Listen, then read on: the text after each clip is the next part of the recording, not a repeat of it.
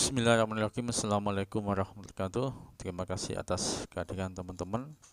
Pada kesempatan kali ini ya, kita akan membahas analisis dan desain sistem kontrol dengan metode respon frekuensi.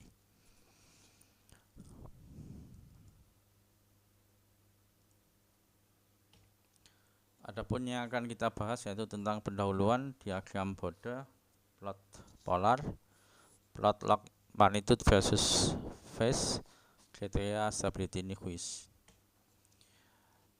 Dengan istilah respon frekuensi yang kita maksud adalah respon steady state suatu sistem terhadap input sinusoidal. Dalam metode respon frekuensi kita memvariasikan frekuensi sinyal input pada rentang tertentu untuk mempelajari respon yang dihasilkan. Dalam bab ini kita menyajikan pendekatan respon frekuensi untuk analisis dan desain sistem kontrol. Salah satu keuntungan dari pendekatan respon frekuensi adalah kita dapat menggunakan data yang diperoleh dari pengukuran pada sistem fisik tanpa memperoleh model matematikanya. Dalam banyak desain praktis sistem kontrol, kedua pendekatan tersebut digunakan, kita harus terbiasa dengan keduanya.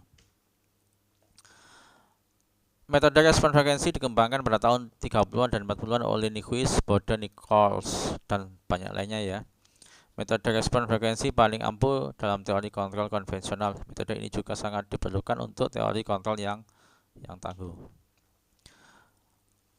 Kriteria stabilitas Nyquist memungkinkan kita untuk menyelidiki stabilitas absolut dan relatif dari sistem loop tertutup linear dari pengetahuan tentang karakteristik respon frekuensi loop terbuka.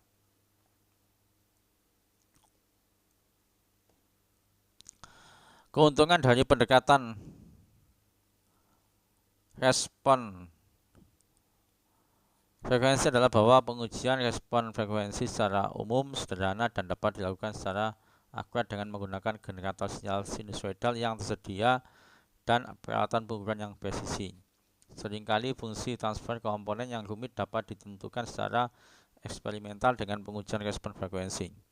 Selain itu, pendekatan respon frekuensi memiliki keuntungan bahwa suatu sistem dapat dirancang sedemikian rupa sehingga efek derau yang tidak diinginkan dapat diabaikan dan bahwa analisis dan desain tersebut dapat diperluas ke sistem kontrol nonlinear tertentu.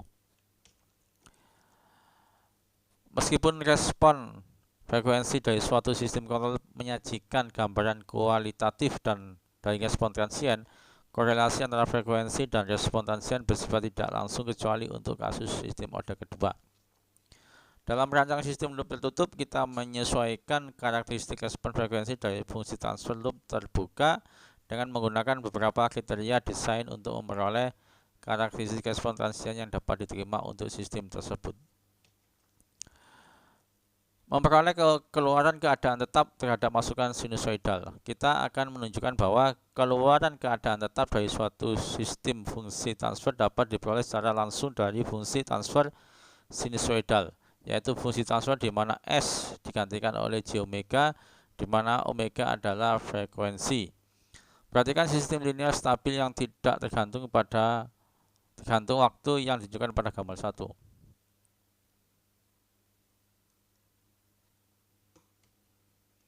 Nah, ini sistem stabil. Ini ada sistem ya, sistem kontrol seperti ini.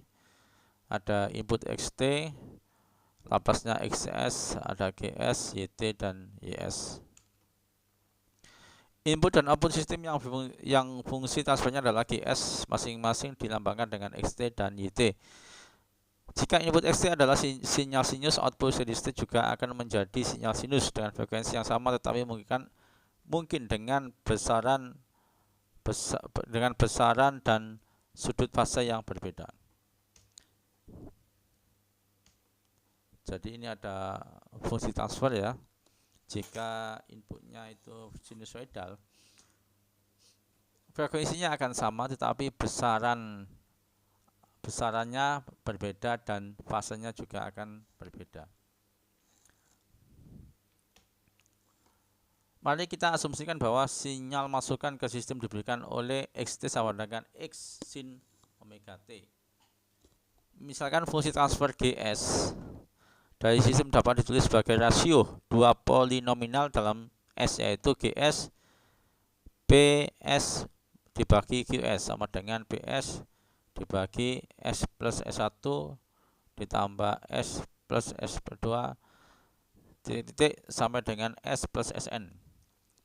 Keluaran YS hasil transformasi lapas dari sistem tersebut adalah YS sama dengan GS XS sama dengan BS QS bagi SS. Nah ini kan diganti GS diganti ini ya. Dimana XS adalah transformasi lapas dari input XT. Akan ditunjukkan bahwa setelah menunggu hingga kondisi steady state tercapai, respon frekuensi dapat dihitung dengan mengganti S dalam fungsi transfer dengan J omega. Juga akan ditunjukkan bahwa respon steady state dapat diberikan oleh G J omega sama dengan MEJC sama dengan MC, di mana M adalah rasio amplitudo dari sinusoidal keluaran dan masukan, dan C adalah pergeseran fase antara sinusoidal masukan dan sinusoidal keluaran.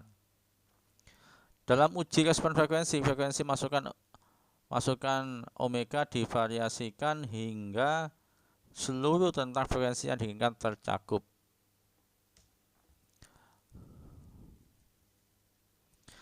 Respon steady state dari sistem linear stabil dan invarian waktu terhadap input sinusoidal tidak bergantung pada kondisi awal. Jadi kita dapat mengasumsikan kondisi awal adalah 0. Jika YS hanya memiliki kutub yang berbeda, maka perlu fraksi parsial persamaan 1 ketika X sama dengan X sin omega T menghasilkan YS GS XS sama dengan GS omega X dibagi S kuadrat tambah omega kuadrat. Kalau dijabarkan jadi seperti ini ya.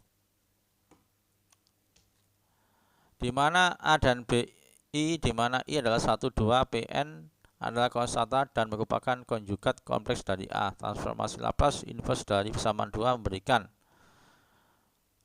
Y T sama dengan AE pangkat J omega T dan seterusnya ya.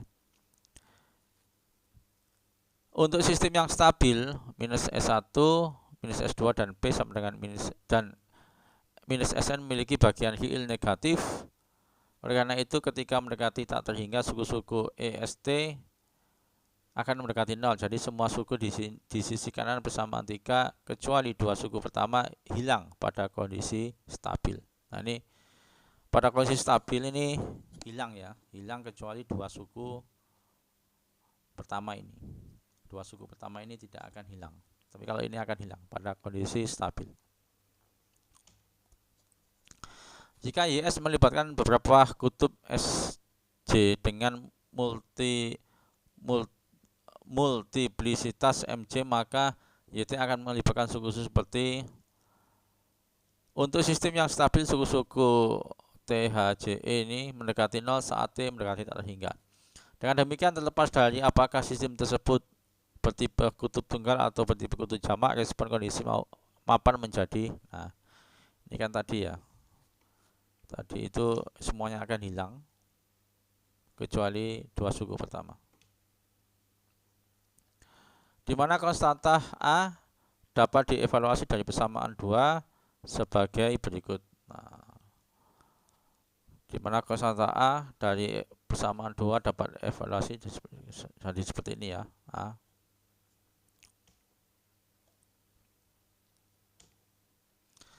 Perhatikan bahwa A aksen sama dengan GS dikalikan WS, S dibagi S kuadrat dikalikan S minus J omega T.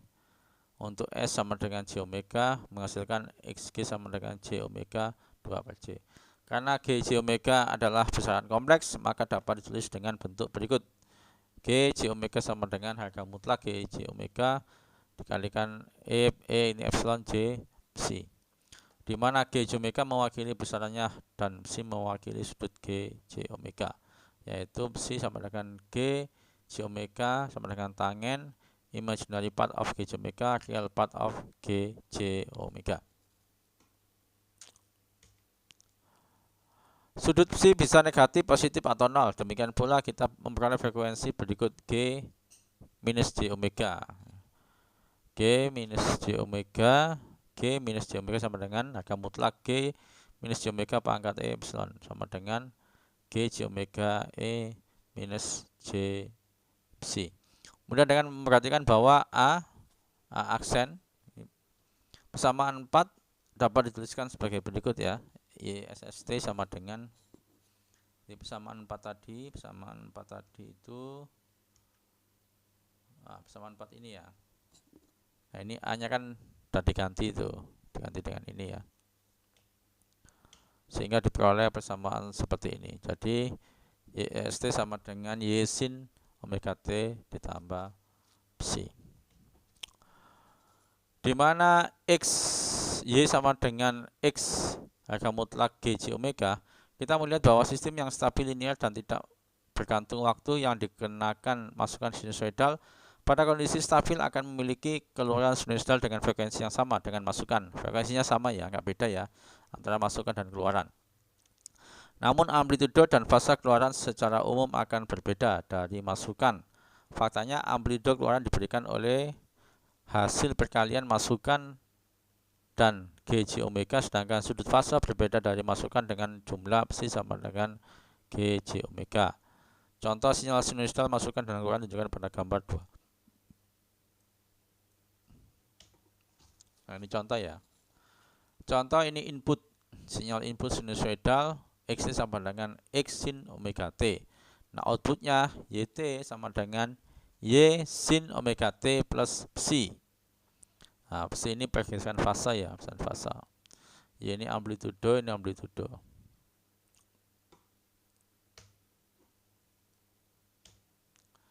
Berdasarkan hal ini kita memperoleh hasil penting ini untuk masukan sinusoidal GJ omega harga mutlak sama dengan Y sama dengan harga mutlak Y J omega dibagi X omega rasio amplitudo sinusoidal keluaran terhadap sinusoidal masukan.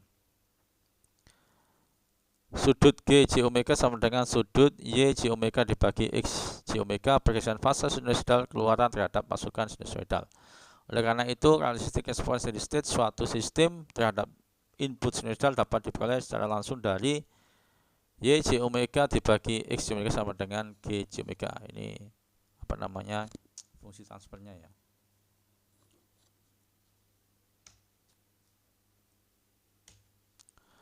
Fungsi G J omega disebut fungsi transfer sinusoidal. Fungsi ini adalah rasio Y J omega terhadap X J omega merupakan kuantitas kompleks dan dapat direpresentasikan oleh besaran dan sudut fase dengan frekuensi sebagai parameter. Fungsi transfer sinusoidal dari setiap sistem linear diperoleh dengan mensubstitusi J omega dengan S dalam fungsi transfer sistem. Contoh 1. Perhatikan sistem yang ditunjukkan pada gambar 3. Nah, gambar 3 gini ya, sistem ada pertama ya, sistem ada pertama X ada fungsi transfernya K sama dengan K per TS tambah 1. Ini fungsi transfernya, terus ini outputnya. Untuk masukkan sinusoidal X sama dengan X sin omega T, keluaran steady state YSST dapat ditentukan sebagai berikut. Mengganti J omega untuk S di GS menghasilkan G J omega sama dengan K plus J T omega tambah 1. Jadi GS ya kan, S-nya diganti dengan J omega. Rasio amplitudo keluaran terhadap masukan adalah harga mutlak G J omega sama dengan K dibagi akar 1 ditambah T kuadrat omega kuadrat. Sementara sudut fase adalah G J omega sama dengan minus tangen minus agus tangen ya. Pangkat min 1 ini agus tangen T omega. Dengan demikian untuk input XT X sama dengan sin omega, output steady state YSST dapat diperoleh dari persamaan XT sebagai berikut. YSST sama dengan X kalikan K dibagi akar 1 ditambah T kuadrat sin omega T minus tangen agus tangen ya T omega. Nah, ini bisa dijabarkan seperti ini ya. Kalau kepingin dipelajari bagaimana memperolehnya, bisa dijabarkan dari sini. Nah, ini tadi kan kalau dijabarkan cuma AB doang, ABC ya. BC. Nah,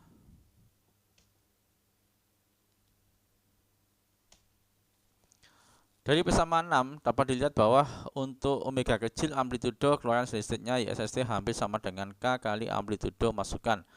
Barisan fase keluaran kecil untuk omega kecil, untuk omega besar amplitudo keluaran kecil dan hampir berbanding terbalik dengan omega. Pergeseran fase mendekati minus 90 derajat saat omega mendekati tak terhingga.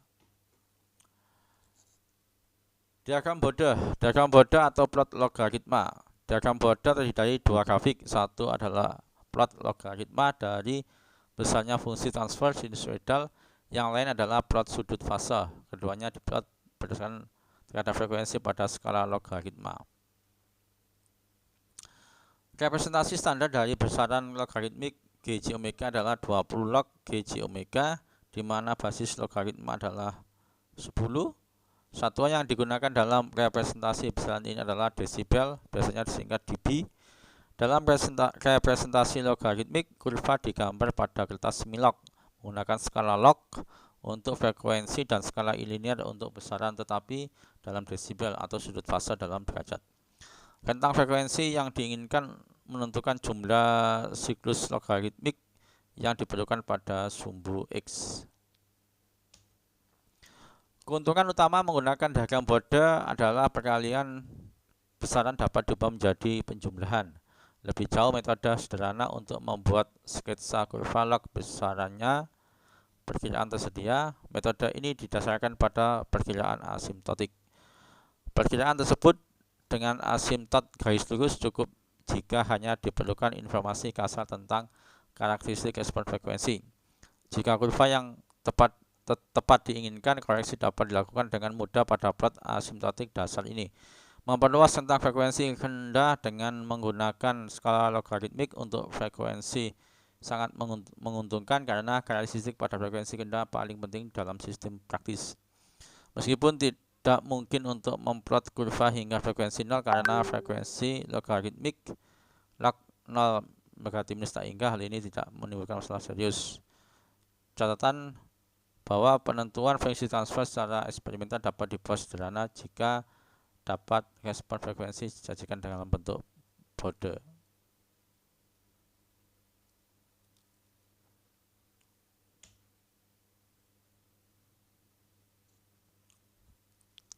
Faktor dasar G, J omega, H, J omega. Seperti yang telah disebutkan sebelumnya, keuntungan utama dalam menggunakan grafik logaritma adalah kemudahan relatif dalam memplot kurva respon frekuensi.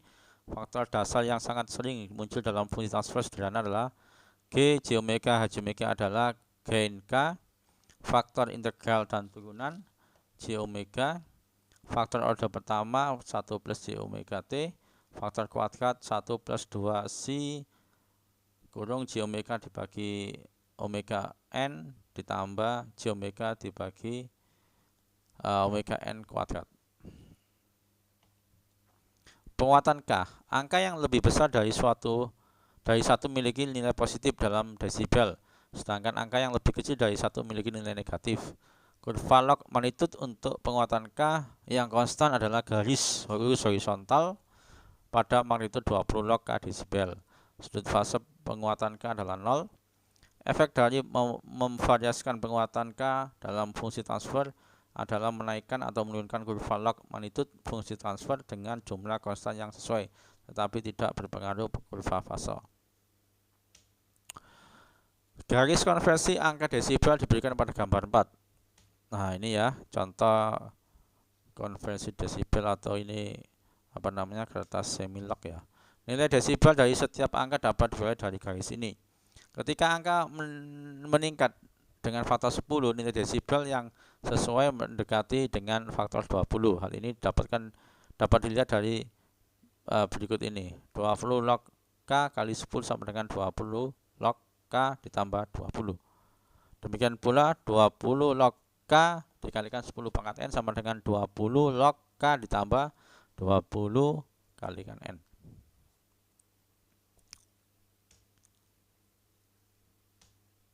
Perhatikan bahwa ketika dinyatakan dalam desibel, kebalikan dari suatu angka berbeda dari nilainya hanya dalam tanda, yaitu untuk K 20 log K sama dengan minus 20 log 1 per K. Faktor integral dan turunan J omega. Besaran Logaritma 1 per J omega dalam desibel adalah 20 log harga mulak 1 per J omega sama dengan minus 20 log omega dB desibel. Sudut fase 1 per J omega konstan dan sama dengan minus 90 derajat. Dalam diagram Bode, rasio frekuensi dinyatakan dalam oktav atau dekade atau dekade ya. Oktav adalah pita frekuensi dari omega 1 hingga 2 omega 1 di mana omega 1 adalah nilai frekuensi apapun. Dekade adalah pita frekuensi dari omega 1 hingga 10 omega 1 di mana lagi-lagi omega 1 adalah frekuensi apapun. Pada skala logaritmik kertas semilog rasio frekuensi apapun dapat direpresentasikan oleh jarak horizontal yang sama. Misalkan jarak horizontal dari omega 1 hingga omega 10 sama dengan jarak dari omega 3 hingga omega 30. Jika besaran logaritma minus 20 log omega dB diplotkan terhadap omega pada skala logaritma, maka akan terbentuk garis lurus. Untuk menggambar garis lurus ini kita perlu mencari satu titik 0 dB omega sama dengan 1 di atasnya. Minus 20 log 10 omega dB sama dengan minus 20 log omega minus 20 dB. Karena kemiringan garisnya adalah minus 20 dB per decade atau minus 6 dB per oktav, demikian pula besaran log J omega dalam desibel adalah 20 log J omega sama dengan 20 log omega dB. Sudut fase J omega konstan dan sama dengan 90 derajat. Kurva log magnitude adalah garis lurus dengan kemiringan 20 dB dekade. Gambar 5A dan 5B menunjukkan kurva respon frekuensi untuk 1 per J omega dan J omega masing-masing. Nah, ini gambar 5 ya. Diagram Bode dari G J omega sama dengan 1 per J omega. Diagram Bode dari G J omega sama dengan J omega. Ini slope-nya minus 20 dB per decade. Ini Bode diagram dari 1 per J omega. Ini slope-nya 20 dB per decade. Kalau ini Bodenya J omega. Kita dapat melihat dengan jelas bahwa perbedaan respon frekuensi faktor 1 plus J omega dan J omega terletak pada tanda kemiringan kurva log magnitude dan pada tanda sudut fase. Kedua besaran log menjadi sama dengan 0 pada omega sama dengan 1. Nah, ini pada saat omega sama dengan 1 sama-sama 0 ya. Nah, ini kan omega ya. Kan ini dB sama dengan 0. Jika fungsi transfer mengandung faktor super J omega pangkat n atau J omega pangkat n, besaran logaritma menjadi masing-masing 20 log 1 plus J omega pangkat n sama dengan minus n dikalikan 20 log J omega sama dengan minus 20 n log omega dB. 20 log J omega pangkat n dikalikan 20 log J omega 20 n log omega dB. Plot polar. Plot polar dari fungsi transfer sinusoidal G J omega adalah plot besarnya G J omega versus sudut fase G J omega pada koordinat polar saat omega divariasikan dari 0 hingga tak terhingga. Jadi plot polar adalah tempat kedudukan vektor saat omega divariasikan dari 0 hingga tak terhingga. Perhatikan bahwa dalam plot polar sudut fase positif atau negatif diukur berlawanan arah jarum jam atau searah jarum jam dari sumbu real positif. Plot polar sering disebut dengan plot Nyquist. Contoh plot semacam ini juga pada gambar 6. Nah, ini plot polar ya.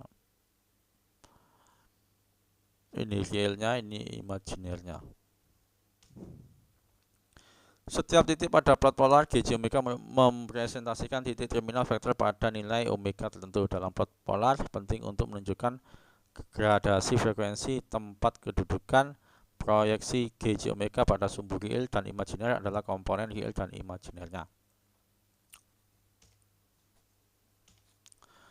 MATLAB dapat digunakan untuk memplot plot polar G J omega atau untuk memperoleh dan secara akurat untuk berbagai nilai omega dalam rentan frekuensi yang diinginkan. Jadi kita itu tidak bisa terlepas dari MATLAB ya. Kalau mempelajari atau serius fokus ke sistem kontrol, kita dapat memanfaatkan MATLAB untuk mempelajari bagaimana memplot memplot data. Karena kalau kita tidak melakukan MATLAB, kita kesulitan dalam hal memplot itu ya.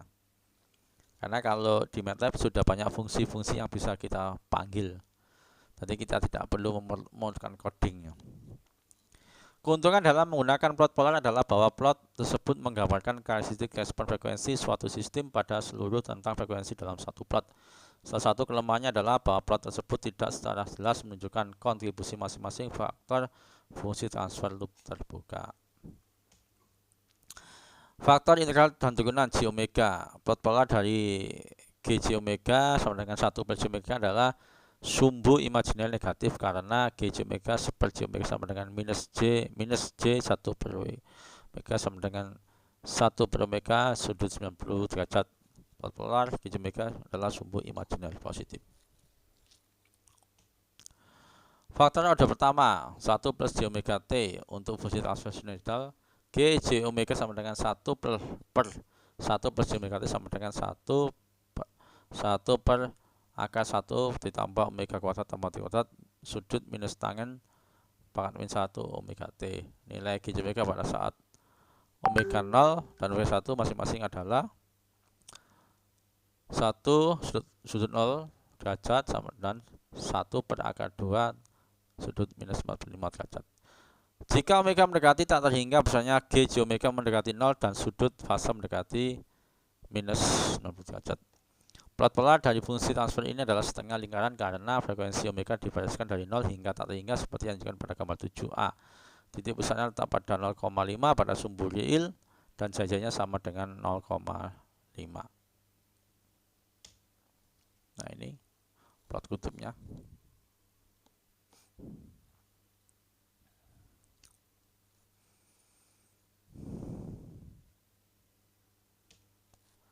Untuk membuktikan bahwa plot polar faktor order pertama Gj omega sama dengan 1 per 1 plus J omega T adalah setengah lingkaran didefinisikan.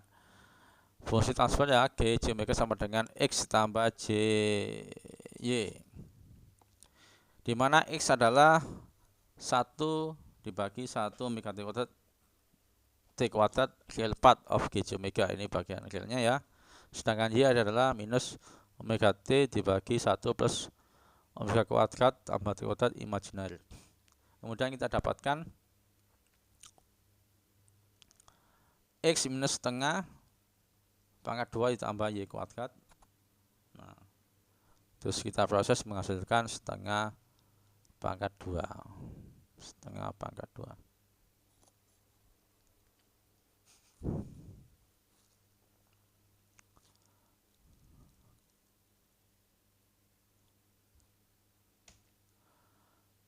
Jadi pada bidang X, Y, Gj omega adalah sebuah lingkaran dengan pusat di X setengah Y0 dan dengan jajai seperti yang ditunjukkan pada gambar 7b. Setengah lingkaran bawah korespondensi dengan sudut dengan 0 kurang dari dengan omega dan tak hingga, dan setengah lingkaran atas korespondensi dengan minus tak hingga omega kurang dari 0. Nah ini kan B.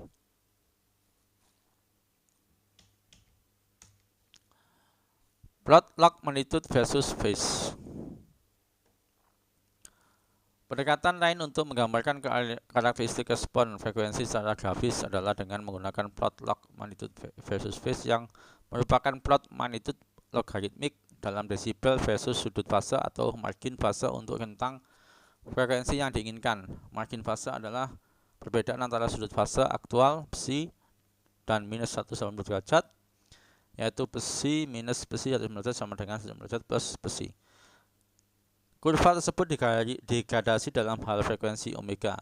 Plot log magnitude versus tersebut umumnya disebut plot Nichols. Berarti ini yang menemukan Pak Nichols gitu ya. Nah, kalau teman-teman bisa menemukan nanti bisa dikasih berdasarkan nama teman-teman gitu ya. Dalam diagram Bode, karakteristik respon frekuensi Gj omega ditunjukkan pada grafik Milok. oleh dua kurva terpisah, kurva log magnitude dan kurva sudut fase. Sedangkan dalam plot log magnitude versus phase, dua kurva dalam diagram Bode digabungkan menjadi satu. Nah, ini perbedaan dengan yang plot Bode ya. Dalam pendekatan manual, plot log magnitude versus fase dapat dengan mudah dibuat dengan membaca nilai log magnitude dan sudut fase dari diagram Bode.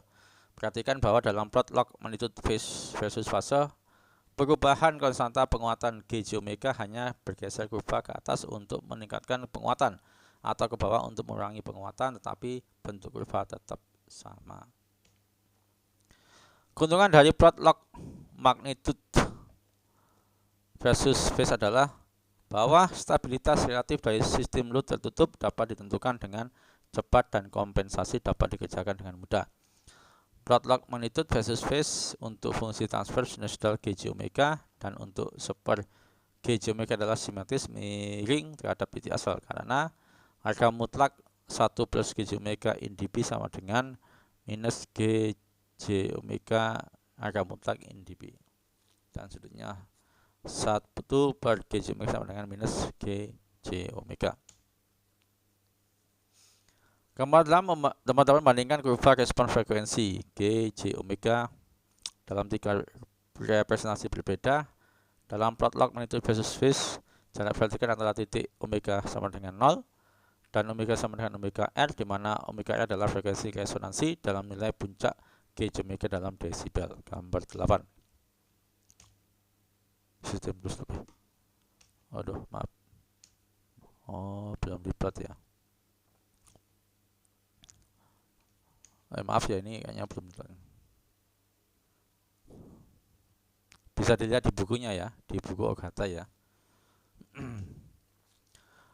Kita masuk ke bagian kelima ya, kriteria stability Nyquist. Kriteria stability Nyquist menentukan stabilitas sistem loop tertutup dari respon frekuensi loop terbuka dan kutub loop terbuka. Bagian ini menyajikan latar belakang matematika untuk memahami kriteria stabilitas Nyquist. Perhatikan sistem loop tertutup yang ditunjukkan pada gambar 8. Fungsi transfer loop tertutup adalah, nah ini transfer loop tertutup ya, CS per RS sama dengan GS dibagi 1 plus GS HS. Nah, ini sistem loop tertutup ya gambarnya ya.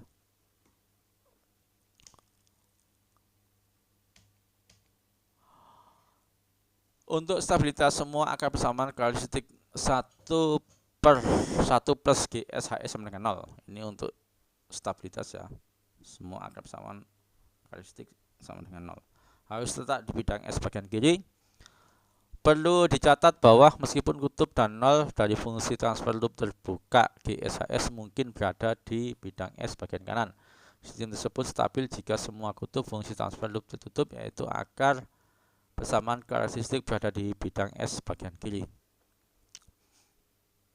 Kriteria stabilitas Nyquist menghubungkan respon frekuensi loop terbuka G omega H omega dengan jumlah 0 dan kutub 1 GSHS yang terletak di bidang S bagian kanan. Kriteria ini yang diturunkan oleh H. Nyquist, ini bukan H. Nyquist ya, tapi saya juga nggak tahu apa ini singkatannya.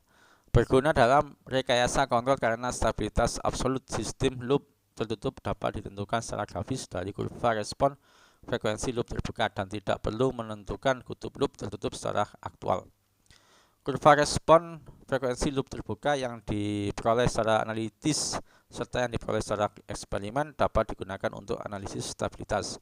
Hal ini mudah karena dalam merancang sistem kontrol seringkali terjadi bahwa ekspresi matematika untuk beberapa komponen tidak diketahui hanya dalam respon frekuensi yang tersedia. Kriteria stabilitas Nyquist didasarkan pada teorema dari teori variabel kompleks. Untuk memahami kriteria tersebut, pertama-tama kita akan membahas pemetaan kontur pada bidang kompleks. Kita akan berasumsi bahwa fungsi transfer loop terbuka GSHS dapat direpresentasikan sebagai rasio polinomial dalam S. Untuk sistem yang dapat direalisasikan secara fisik, derajat polinomial penyebut dari fungsi transfer loop tertutup harus lebih besar dari atau sama dengan derajat polinomial pembilang. Ini berarti bahwa limit GSHS saat S mendekati tak terhingga adalah 0 atau konstan untuk sistem yang dapat dikiaskan secara fisik. Studi pendahuluan. Persamaan karakteristik sistem yang ditunjukkan pada gambar 8 adalah Fs sama dengan 1 ditambah Hs, Gs, Hs sama dengan 0. Kita akan menunjukkan bahwa untuk lintasan tertutup kontinu tertentu di bidang S tidak melalui titik singular dimanapun terhadap kurva tertutup yang bersesuaian di bidang Fs. Jumlah dan arah lingkaran asal bidang Fs adalah kurva tertutup memainkan peran yang sangat penting dalam hal berikut. Karena nanti kita akan mengkorelasikan jumlah dan arah lingkaran dengan stabilitas sistem.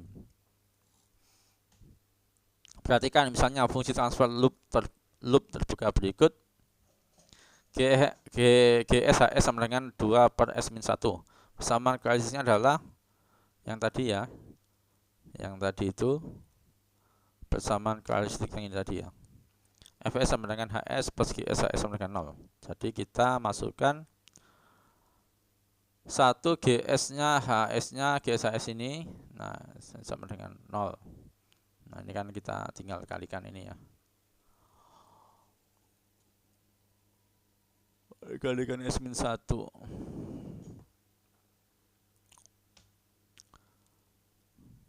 Kan kalau kita kalikan S-1 kan ada pen ini kan sama dengan punya disamakan, berarti kan S minus 1 dibagi S minus 1 ditambah 2 S minus 1 sehingga menjadi, nah ini 2 kan dijumlahkan tinggal 1 ya, S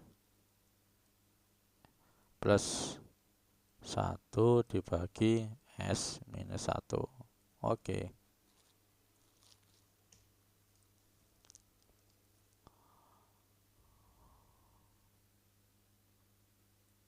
Fungsi Fs bersifat analitik dimanapun di bidang S kecuali pada titik singularnya. Untuk setiap titik analitik di bidang S ada titik yang bersesuaian di bidang Fs. Misalkan jika S sama dengan 2 plus D1 maka Fs menjadi, nah ini kan dimasukkan tadi ya, Fs fungsi S tadi ya, S plus 1 S minus 1 S plus 1 S minus 1.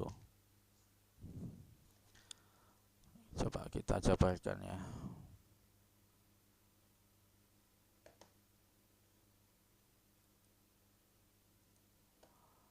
Tadi kan S sama dengan S plus 1 dibagi S minus 1.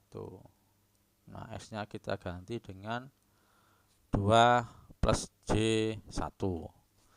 Ini kan langsung ya diganti 2 plus J1. Ini juga semua diganti. Nah akhirnya sama dengan 2 minus J1, 2 minus J1, 2 minus J1.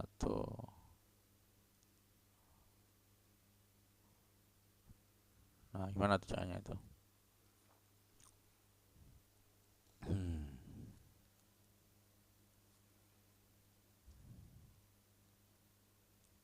Tiga.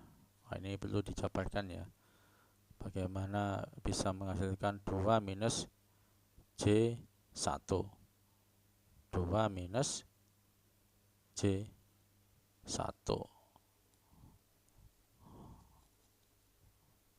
Dengan demikian titik S sama dengan 2 plus 1 pada bidang S dipetakan menjadi titik 2 minus J1 dalam bidang Fs. Dengan demikian seperti yang telah dijelaskan sebelumnya, untuk lintasan tertutup kontinu tertentu di bidang S yang tidak melalui titik singular manapun, maka kurva tertutup sesuai dengan di bidang S. Nah ini nanti ya bisa dicari ya, bagaimana persamaan ini bisa menjadi 2 minus J1. Kan kalau kita main penjumlahan kan jadi begini, 3 ya kan, 3 ditambah J1 dibagi ini 1 ditambah J1. Nah, gimana tuh kok bisa menjadi 2 minus J1? Ayo. Ya, silakan nanti dicoba ya. Coba untuk dijabarkan ya.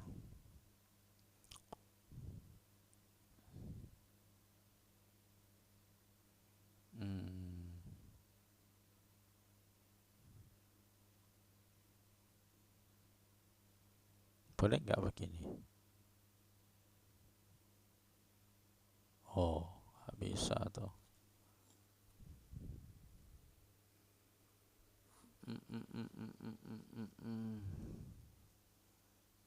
Kalau penyebut dikalikan boleh. Kalau ini kan kalau ditambah atas tambah 2, bawah tambah 2, nggak bisa.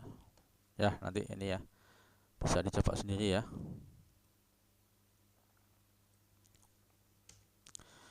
Untuk persamaan karakteristik Fs yang diberikan oleh persamaan 7, pemetaan konformal garis dan garis lihat pada gambar 9a menghasilkan lingkaran pada bidang Fs seperti yang ditunjukkan pada gambar 9b. Nah, ini 9b ya, 9a, 9b. Misalkan titik referensi S menelusuri kontur pada bidang S secara jarum jam. Jika kontur pada bidang S meliputi Fs, ada satu lingkaran asal bidang Fs oleh tempat kedudukan Fs dalam arah berlawanan arah jarum jam. Lihat gambar 10a, jika kontur pada bidang S meliputi 0 Fs, ada satu lingkaran pada bidang Fs oleh tempat kedudukan Fs dalam arah searah jarum jam. Lihat gambar 10b, jika kontur pada bidang S meliputi titik 0 dan kutub, atau jika kontur tidak melingkupi titik 0 maupun kutub, maka tidak ada lingkaran pada titik asal bidang Fs oleh tempat kedudukan Fs. Lihat gambar 10. Nah, ini gambarnya nih. Ini S plan A, B, D, C, sebagainya.